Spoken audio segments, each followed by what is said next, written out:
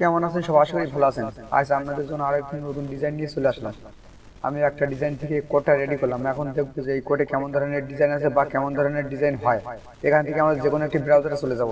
এই ব্রাউজারে আসার পর এখানে কন্ট্রোল কি দিয়ে পেস্ট করে দেবো এবং এটা দিয়ে এখান থেকে দেখবো যে এখানে এসে আমরা দেখবো যে এই কোডে কেমন ধরনের ডিজাইন আছে বা কেমন ধরনের ডিজাইন হয়।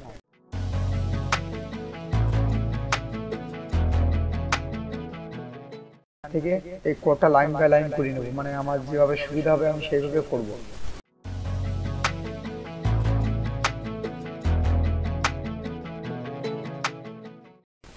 অন্যদের ডিজাইন থেকে আইডিয়া নিয়ে আমি একটা ফন্ট এখানে চয়েস করব। এই ডিজাইনটি করার জন্য আমি এই ফন্টটি চয়েস করলাম। আমরা চাইলে ফন্টটি স্ক্রিনশট দিয়ে নিতে পারেন। এখন আমরা ডিজাইনটি শুরু করব। এখানে নিয়ে আসবো, নিয়ে আসার পরে কন্ট্রোল শিফট ও দিয়ে ক্লিয়ার আউটলাইন করে নিলাম। নেওয়ার পরে এখান থেকে আমরা ফেসবুকে সাজাবো, যে দেখবো যে কোথায় কীভাবে দিলে যে জিনিসটা আমাদের সুন্দর দেখা যাবে।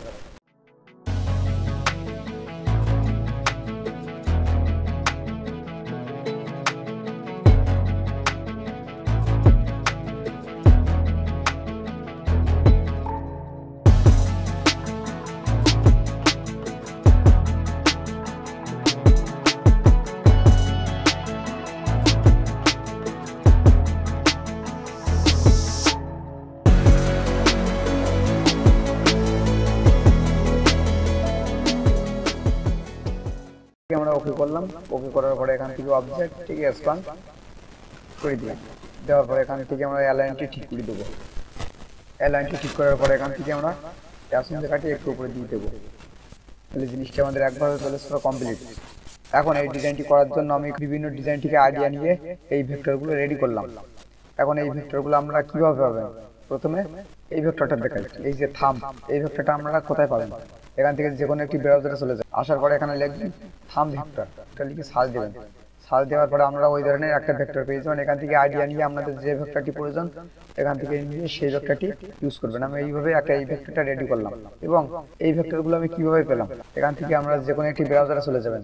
যাওয়ার পরে এখানে লিখবেন, এখানে মেকানিক টুল ভেক্টর লিখে সার্চ দেবেন। দেওয়ার পরে এখান থেকে আপনারা একটু আইডিয়া নিয়ে যে ভেক্টরটা আপনাদের ভালো লাগবে এখান থেকে সেই ভেক্টরটা নিয়ে নেবেন। এখন যদি মনে করেন এখান থেকে ফ্রি পিকে গিয়েও আমরা সার্চ দিতে পারেন, মেকানিক টুল লিখে দেবেন, তাহলে আমরা এই ধরনের অনেক ভেক্টর পেয়ে যাবেন। তাহলে আমাদের ভেক্টর ম্যানেজ করা কমপ্লিট। এখান থেকে দেখবো যে ডিজাইনটার জন্য আমরা কিভাবে প্লেস করতে পারি। এখন এটা আমরা একটু রিফ্লেক্ট করব। ট্রান্সফর্ম থেকে রিফ্লেক্ট, কপি, ওপরেরটা সিলেক্ট করব, কি অবজেক্ট করব, এই ধারে দিয়ে দেবো। এই জিনিসটা আমাদের একভাবে কমপ্লিট। এখন আমরা যে এই ভেক্টরটি রেখেছি এই ভেক্টরটি আমরা এখানে দিয়ে দেবো। এটা সিলেক্ট করবো, সাইডে ক্লিক দেবো। সবসময় ওপর অ্যালাইন এবং নিচের অ্যালাইনগুলো ঠিক রাখবো।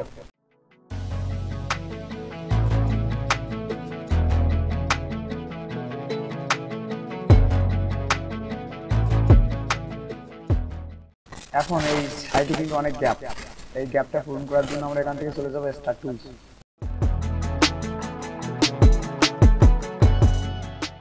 কন্ট্রোল জি দিয়ে গ্রুপ করবো, এখান থেকে রাইট বাটন ক্লিক দিব, এখান থেকে রিফ্লেক্ট।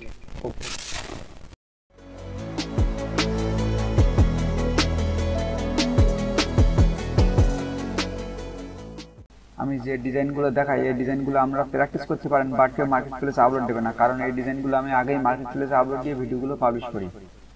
এখানে একটা জিনিস দেখেন, আমি যেভাবে ডিজাইন করেছি এবং সম্পূর্ণ কিন্তু একটা ইউনিক ডিজাইন। এইভাবে ডিজাইন কিন্তু এই কোডে আর দ্বিতীয় কোনো ডিজাইন নাই, দেখেন।